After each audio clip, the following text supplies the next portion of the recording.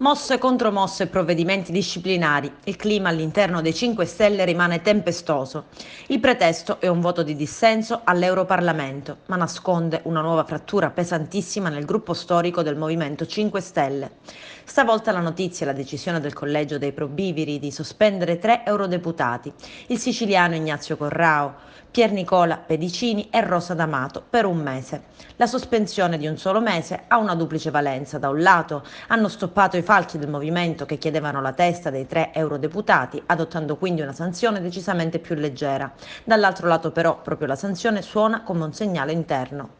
Corrao infatti è considerato molto vicino ad Alessandro Di Battista. Con lui e con la senatrice Barbara Lezzi sta lavorando da tempo a un progetto alternativo da presentare agli Stati Generali pentastellati, ma Corrao è anche europarlamentare, uno dei leader storici dei grillini siciliani in forza della sua seconda legislatura a Bruxelles.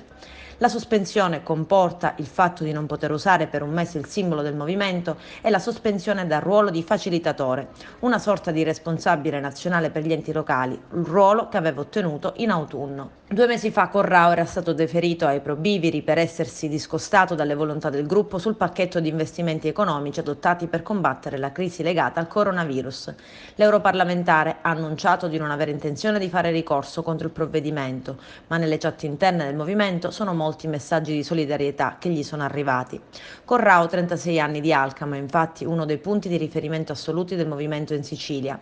Nel 2014 è stato eletto per la prima volta all'Europarlamento con 71.372 preferenze, diventando il più votato d'Italia nel movimento, e alle europarlamentarie dell'anno scorso è stato il più votato, poi riconfermata a Bruxelles con 115.820 preferenze. Nel frattempo è stato anche il coordinatore della campagna elettorale grillina per le regionali 2017, poi il coordinatore dei coordinatori regionali per le politiche 2018. Adesso la sospensione per un mese, ma con una decisione che segna una nuova crepa fra i grillini.